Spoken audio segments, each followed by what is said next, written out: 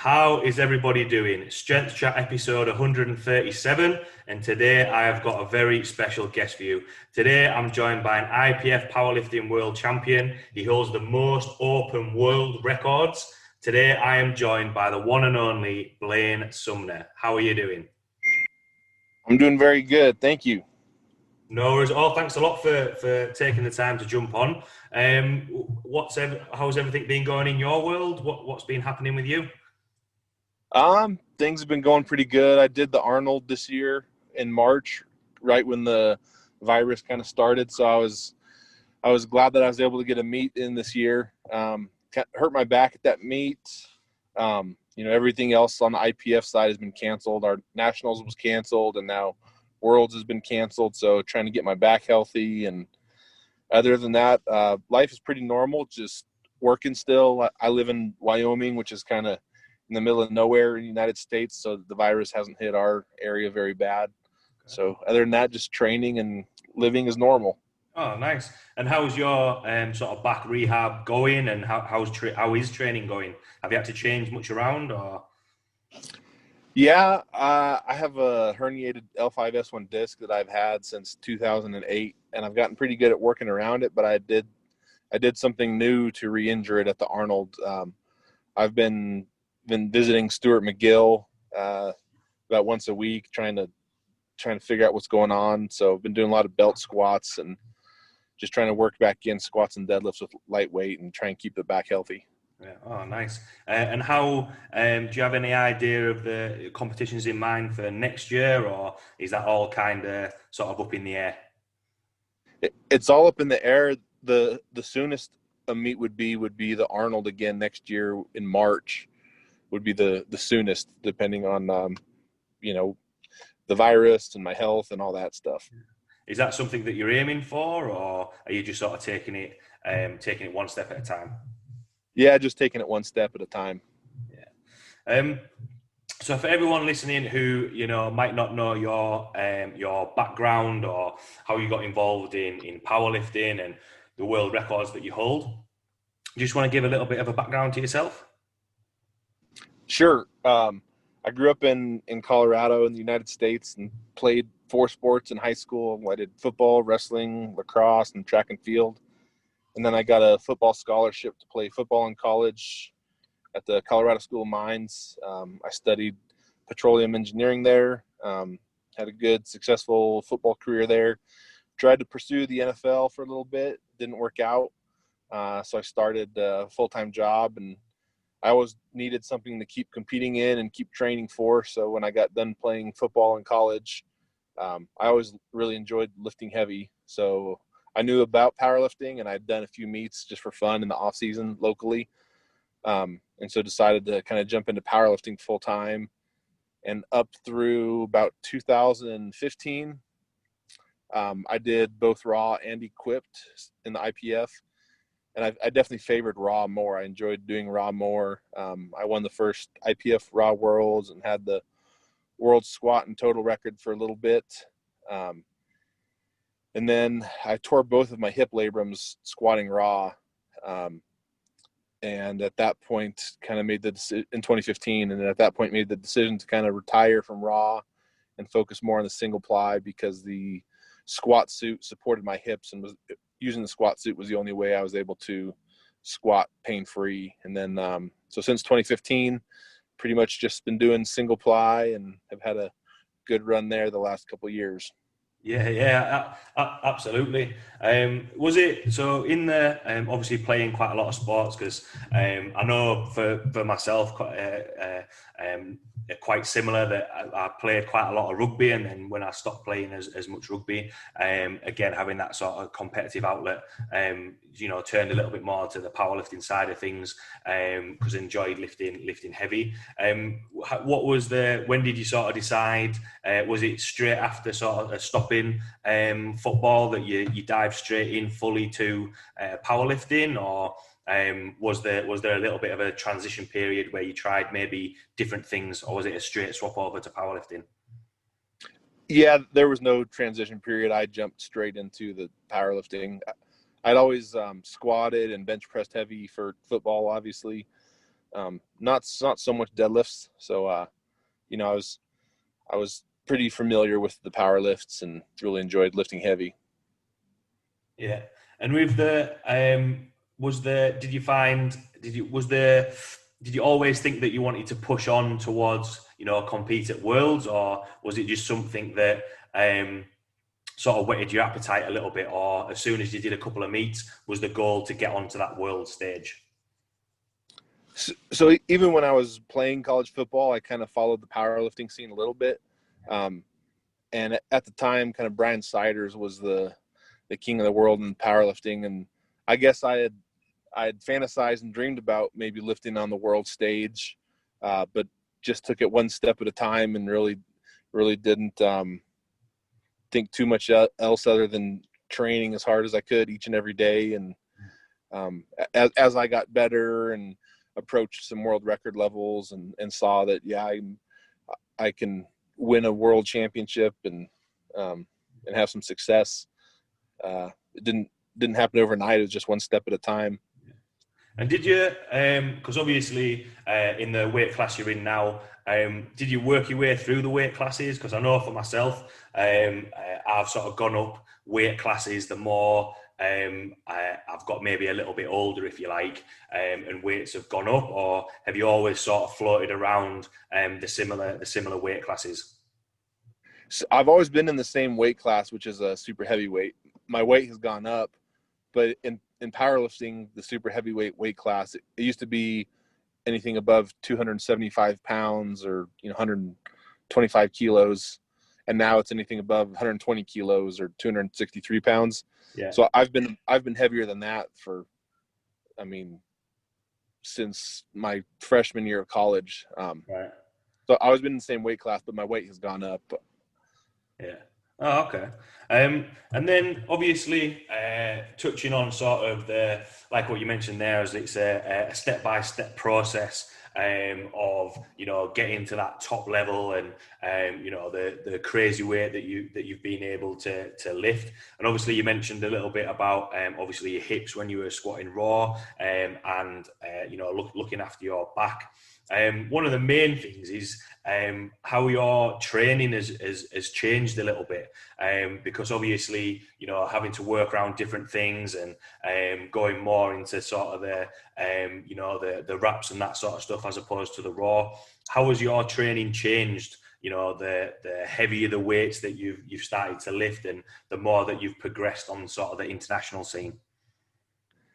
It's a good question. I'll try and answer it without being too long-winded, but in principle, my training hasn't changed too much. I've usually in my whole life, pretty much have followed a Western periodization or linear periodization type training, where I'll work in a 12 or 16 week training cycle and start off with lighter weight and higher reps and work my way down towards lower reps and higher weight. Since I've become more focused on the equip side, I train in my gear a lot more, and I do singles a lot more. And other than that, I would just say working in some new exercise variations that I've found help. I mean, the more advanced of a lifter you become, the more difficult it is to find the right exercises to increase your competition lifts. When you're first starting out, you can do box jumps and it would make your squat go up. But the more experience you get and the more time you spend trying to improve your squat, you need to really dial in more specific movements that will carry you over directly to your competition lifts. But I'd say other than that, my training hasn't changed a whole lot.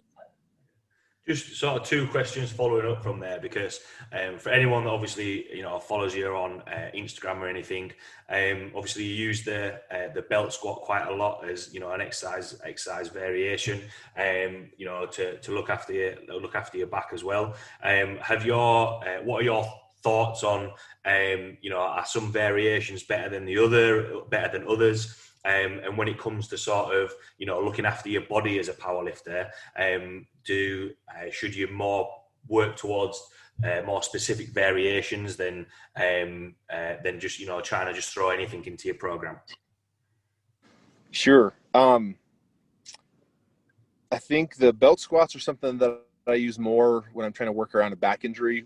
When I'm healthier and training for me, I don't use it quite as much. Um, and I think training the competition movements and the primary movements very hard and very effectively are for sure more important than finding the exact right assistance exercises. The longer you train and the more experience you have as a lifter, it does become more important to find the right assistance exercises. But there's nothing magical and there's no secret exercise. There's just, better ones depending on your leverages and where you're strong and where you're weak. Um, for squats and benches, I like pin or dead lifts. So, setting up pins in a safety rack and stopping the bar on those, I really enjoy because you can work different heights, different ranges of motion. And deadlifts, I really like bands and accommodating resistance and RDLs. With because obviously you mentioned there sort of like bands, and just on a little bit of a tangent, would you have used bands as a raw lifter as well? Because there is sort of that argument, if you like, falling on both sides, that accommodating resistance is more for sort of the equipped powerlifting side of things as opposed to maybe pause squats for raw. What's your thoughts on that, having competed in both? Yeah, I would 100% use bands even if I was just training raw, for a few different reasons. Maybe the band tension would be less than if I was training for equipment, because I wouldn't necessarily be using heavy bands as the way to acclimate myself to heavy loads and heavy weight like I do like I do for the gear. But the bands change the resistance profile and accommodate your strength curve a lot different than free weight. So I think a raw lifter or equipped lifter, bands definitely have a place, depending on your weak points. And would that include the chain side of things as well? Because I know some people use one or the other, or do you have any preference? I prefer bands just because I have my own gym, and having bands is a lot easier than having chains. It takes a lot of weight in chains to really be effective, and they take up a lot of room, and Yeah. They're harder to get set up, especially for like deadlifts or something when the bar is going to the floor. So I just use bands out of convenience. Yeah. Okay. That's fair enough. That's a good answer, because I know we've got chains in the gym that I work in, and we use the bands as well. And it's always one of those things of is one actually better than the other? But I do see what you mean. It does take a lot more setup with the chains and that sort of stuff. And then just on the belt squat side of things, because I must admit that is a piece of kit that I would love to have in the gym, but we've not got around to having one. How much of a step back is it from doing the standard back squat, or is the movement and the loading pretty much the same? Just not putting as much load through your spine. How have you found using that, and how that can influence your back squat? That's a really good question. It's a tough one to answer because as strong as my back squat has gotten, I think it's really hard to replicate that with anything other than some sort of back squat. Yeah. There's all kinds of different belt squats out there, and some of them you have to be careful with because you have such favorable leverages on some of them that you could put. It's like a leg press. You could put 1,000 pounds on there and do it, but you're not really doing that 1,000 pounds of work. Yeah. I've definitely found that I need to do higher reps on the belt squat than I would normally do on the back squat just to get that same fatigue in my legs. Yeah. So I think it's done properly. I think it's superior to a leg press, but not as superior as a back squat. But if there's reasons why you can't do a back squat, or you want to save some fatigue from the low back, the belt squat can be great. Yeah. And how does that work with, because obviously having followed Professor Stuart McGill's work, and I was lucky enough to have him as a guest on the podcast, how has that worked with, or what sort of the communication between yourself and Professor Stuart McGill about using the belt squat, and or is it more of the exercises around it, and he's happy with you doing the belt squat and you can focus on that? Yep. He does like the belt squat to be a back conserving way of training. How there is still some danger depending on your squat technique. Some people refer to it as butt wink, that lumbar flexion at the bottom of a squat. He still doesn't like for me to do that even with a belt squat. Yeah. So depending on how my back is feeling, sometimes I'll allow myself to have some of that lumbar flexion at the bottom of my squat. But he doesn't like it. So if my back's not feeling good or I'm trying to conserve it, I'll just simply squat higher on the belt squat so that I don't have that lumbar flexion. Yeah.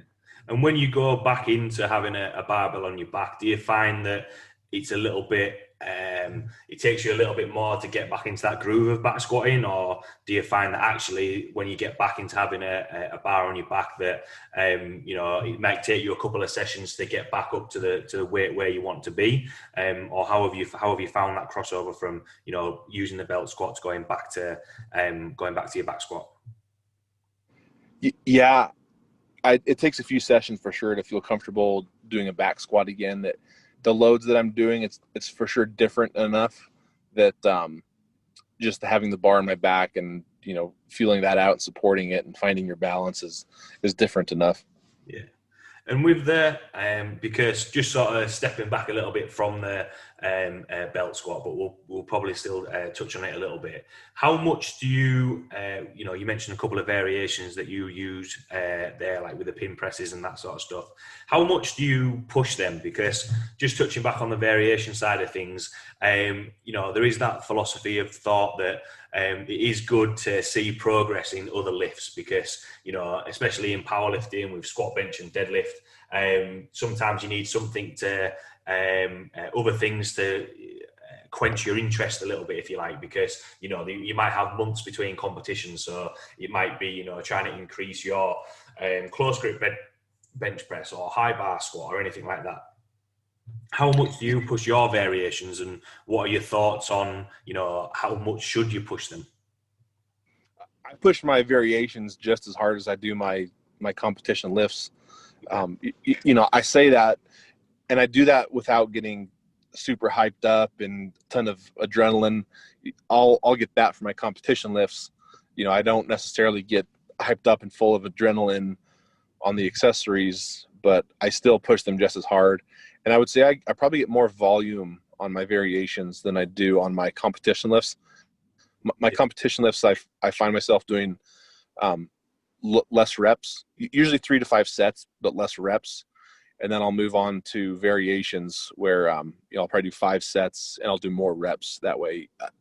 The competition lifts, I try and treat them very much as a skill, and it's harder to practice the skill of lifting heavy weight for doing it for multiple reps. So I usually stay in the 1 to 3 rep range for my competition lifts, and then get more volume in on my assistance movements. So you're looking at it as, you're counting a PB on your competition lifts as obviously increasing more weight on the bar, and maybe getting more reps out at a certain weight for your accessory lifts. Yeah. Yep. Because it is one of those things where sometimes, people are wanting to push other exercises a little bit, but my thought, exactly what you've mentioned there. You want to be increasing the weight that you're lifting, because that's the sport of powerlifting. Yeah, you've got to be ended up lifting a little bit more weight. But yeah, there's no because I think sometimes on the flip side of not pushing your variations as much, sometimes I feel sometimes people can just think, oh well, I'm not going to do these variations as much because it's not a competition lift. But they'll all add value to that competition lift. That's why you're doing those variations. In terms of the cycle of your training then, because I know obviously, focusing on a big part of powerlifting and getting stronger is focusing on the recovery side of things. How do you plan out your week then, especially, in the build up to a competition as the weights are starting to get heavier?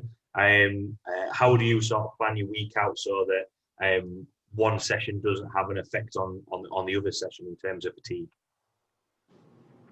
I've kind of trained my whole life the same way. I approach my week. On Mondays, I always squat. On Wednesdays, I always bench. And Fridays, I always deadlift. And then I do Tuesday and then Saturday are kind of my assistance days of back, shoulders, more bench pressing. And then how I approach a competition. So I'll do 3 weeks heavy and then a lighter week. Some people call it a deload. I don't like to think of it as a deload, more of just a lighter week. And I always time it out so that I kind of hit a deload week and then 1 or 2 heavy weeks before my competition. And I don't like to stay away from the heavy weights too long. More than 2 or 3 weeks is too long for me to stay away from like 1,000-pound squats and things like that. So I'll usually I used to do my openers about a week out from the meet, and I'm at the point now where I just do my last warm-ups instead, because even my openers, even though they move easily, it's still a lot of stress on my joints and other body parts. Yeah. And with that, because obviously, the heavier that you're lifting, what have you, or what's your routine on the days that you're resting then? Is it a complete rest day? Because I know, there's talk of, get your walks in, so you're not stiffening up or anything like that. What do you do on your sort of rest or recovery days? And obviously those training days work better for you. Where do you think sometimes other lifters can potentially go wrong in planning out their training week? So I lift 5 days a week, so I only have 2 days a week that I don't lift. And I don't really do anything extra special there for recovery. The job that I work, it's long hours and it's really stressful. So, those days at my job, I tend to work quite a bit longer. Yeah. And then I get to bed earlier on those nights that I don't train, but I don't do anything else in terms of recovery. And then where I think other lifters might could improve, I don't think there's any sort of magic lifting program. There's nothing magic that a lot of people look for. It's mostly about consistency and understanding that as you train more and more and get more experience, you might go months without seeing any progress. You might go months training very hard and feeling like you're going backwards, that you're getting weaker. And the only thing I can say to that is I think any world-class lifter will have had many, many periods in their life where they've trained for months and made no progress or felt like they've gone backwards. At this point, there's been times where I've gone years without feeling like I've made progress.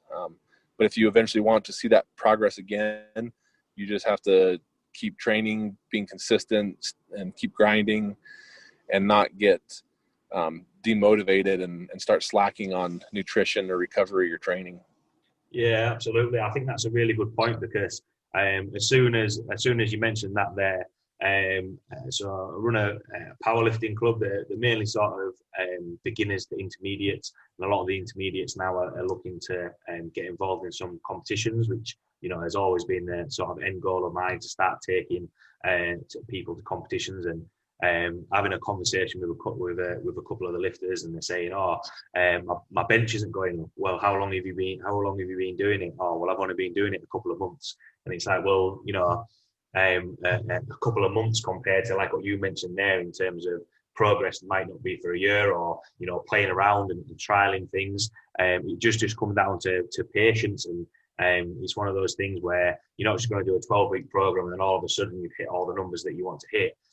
Exactly what you've said. It's just consistency, patience, and just taking that time to get where you want to be. Especially with the work that you mentioned there as well. Do you ever find that whenever you've maybe squatted on a Monday, and if it's been like a hard day at work the next day, do some workouts and days have sort of a hangover effect on other workouts, or having that, or being able to have that day in between are you always fresh for those workouts to be able to get the most out of them? Yeah, I 100% have a hangover from the workout. Squat is for sure the worst, and I'd say shirted bench would be the second, and then deadlifts would be the third. And it's for sure worse with the gear, the equipment. A super hard raw squat training session, I'll definitely feel some hangover the next day. But when I do the 1,000+ pound squats in the gear and a very hard training session on top of it, there's nothing worse than that. Just the pressure that builds from the equipment and handling the 1,000-pound loads so frequently on the back. I mean, it's more than just muscle fatigue. It's just feels like you get run over by a train and your brain's foggy. So that's for sure the most challenging. There's definitely a hangover the next day, and that's why I kind of separate my training out. So my Tuesday workout is like back and shoulders, and it's not heavy weight. It's more bodybuilding type movements, which I can get through even if I'm still wrecked from the squats the night before. Yeah. And how often would it be? Would that just be in the build up to a competition, or would that be, kind of after a regular squat session, if you like? Yeah, it would be after a regular squat session. I don't know that I would recommend this, and I probably go against the science, but I don't really do like off seasons type plans for myself. I'm always trying to get stronger 365 days a year, whether I have a competition 4 weeks out or a competition 4 months out. I pretty much train with the same intensity and time and effort that I do year round. Yeah. And is that, because obviously you mentioned that sometimes you might go to bed a little bit earlier or anything like that. Is that kind of, because I know, we always talk about recovery, and you mentioned nutrition a little bit and sleep. Is that kind of the key, if you like? Because I know obviously, saying there you want to get stronger every year. Obviously the weights are going to increase every year. So the heavier loads that you're lifting, it's never going to get easier. But can you balance that out by, looking after your recovery, looking after your sleep, looking after your nutrition? Yeah, I think it's really important, and a lot of people say the same thing, but it's true. How the recovery and the nutrition is just important as the training, because the training is, to me at least, the training is the fun and easy part. It's fun to go in and move weights and lift hard, lift heavy. That's the fun part. But when you're doing that, you're breaking your body down, you're breaking the muscles down. If you're trying to get bigger and stronger, you do that with your nutrition and your recovery. So that stuff's not as fun. It's not as sexy, but it's probably more important than the training itself. That goes quite nicely on to the next part that I wanted to talk about, because there is information out there on what you should be eating and how much you should be eating, but obviously with the amount of weight that you're lifting and the fatigue that you can have on your body, what does your nutrition look like? How do you plan your meals out? Because I know a lot of people need to mention that they need to get the food in and meal prepping. What's your sort of nutritional routine look like? Yeah, so if any of the listeners follow me on Instagram, I'm sure they've seen the chicken shakes before. I wouldn't know you were going to mention that. That's pretty much what I live by. I weigh about 400 pounds, which is probably around 180 kilograms. And it's really hard for me to eat enough food to maintain that weight. I really don't have a big appetite. I don't like eating. And with a busy, stressful job that goes really long, it takes a lot of time for me to choke down all that food, and especially having to do it every 2 hours. So many years ago, I just kind of switched over, and pretty much chicken shakes are my entire diet. They're 1,000 calories each. I do 8 of them a day, so I'm getting 8,000 calories in a day, and it just takes me 10 seconds to drink my shake to get my meal in. So it's really fast, efficient. It doesn't take any time. I just have to make all my shakes the night before, and then I put them in a cooler and take them to work with me. I think that's an interesting topic because having seen that as well, and the fact that you are working full time, I think that resonates with quite a lot of lifters because you still need to make time for your training and that sort of stuff in powerlifting, but it's not it's probably professional in all but name really. As a sport, because I know a lot of powerlifters will work, but when you're having the shakes, during the week, is your nutrition a little bit different on the weekends when you have a little bit more time, or how does that work? I wouldn't say it's really any different. I do my 8 shakes a day. If I miss a shake or miss a few shakes, I'll have a meal. If I'm doing all my shakes, I really don't get hungry though. But if I miss a shake or two, I will get hungry. So, if I want to go to dinner or have a regular meal with my wife or my family, that's no problem. I just do that whenever I feel like it. And with the amount of shakes that you have and the amount of food that you need to, or the amount of calories that you need to consume, do you ever find that if you do maybe miss 1 or 2 shakes, or have had to work a little bit longer at work, that you can feel the difference on your performance in the gym? Because I know I've spoken to clients and I know I've felt it myself that if you maybe not ate as much, or have ate too far in advance before training, that you can sometimes feel a little bit lethargic going into a session. Have you found that, or have had any experience of that?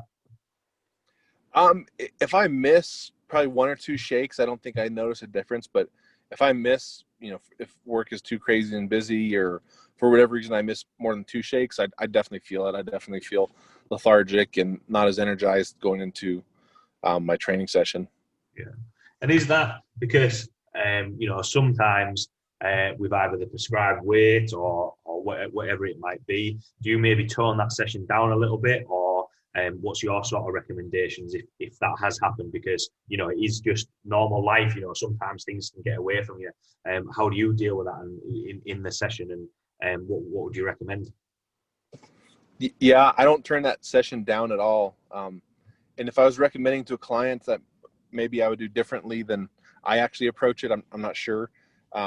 But I think there's so many variables that go into a good training session or being strong in a particular training session that just because you missed a few meals doesn't mean that you don't have other things working for you. You might be extra recovered. You might have some extra adrenaline, some extra excitement that day. So just because you missed a few meals doesn't mean you might not have an exceptional training session where you hit PRs. So I wouldn't want to just immediately put the brakes on weights on a training session just because I missed some meals, where that training session still could turn into PRs for whatever reason. Do you think for some people it's more of a mental thing of, well, I've not ate enough, so I'm not fueled enough, so I'm not going to be able to lift as much? Yeah, 100%. And if somebody does think like that and it's already in their head that, I don't have as much fuel in me, I'm not going to be strong. If that's already in their head, for a person like that, it could be good to dial back their training session. But my recommendation there would be to not let it get in your head. Yeah. What do you ever have if you're still going into the gym but you've maybe missed one or 2 shakes? Would you ever have any food or sort of snacks as you're warming up or during the session, or when you're in the session? Is that it? You're just focusing on that, and then you're going to have food afterwards? I wouldn't have anything during the session, and again, that's just my personal preference. I don't have food or snacks with me, so it's not really an option. I might, if I have my shakes with me, maybe I'll drink one right before the session and try and get an extra one in, and after the session I might double up on shakes to make sure for the entire day I get all of my nutrition in. Other than that, I wouldn't let it affect me. Yeah. And with the obviously you've spoken a little bit about during the session, there is that thing of throughout the day, if you're mainly going to train on the evening, what are your thoughts or what are your recommendations on eating into your workout, if you like, so you've got enough fuel. And when it comes to weight classes and competitions, eating into your weight class. So you're either working up a weight class or getting to that top end. Yeah. For the sorry, one moment. I'm sorry, Stephen. Yeah, no worries.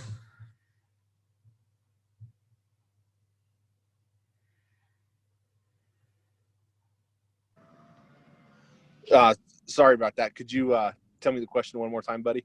Yeah, so obviously we've spoken about nutrition during a session, but what are your thoughts on eating into a workout? So making sure you got enough food in, so that you're primed and ready for your workout at the end of the day, as well as sort of eating into a weight class, and either increasing a weight class or making sure that you're at the top of your weight class. Yeah. Okay, I got you. So eating into the workout. For squats and deadlifts, I don't like to do that. I kind of can make me feel nauseous or make my stomach not feel good for squats and deadlifts. But for bench press or accessories, I haven't really noticed it making me feel kind of sick or lethargic. Yeah. And then in terms of increasing a weight class, I've gained a lot of weight in my powerlifting career, and it's simply you got to eat more food. You got to consume more calories than you're burning. So if you're trying to go up in weight class, you need to measure how much you're consuming a day and just make sure that increases. Yeah.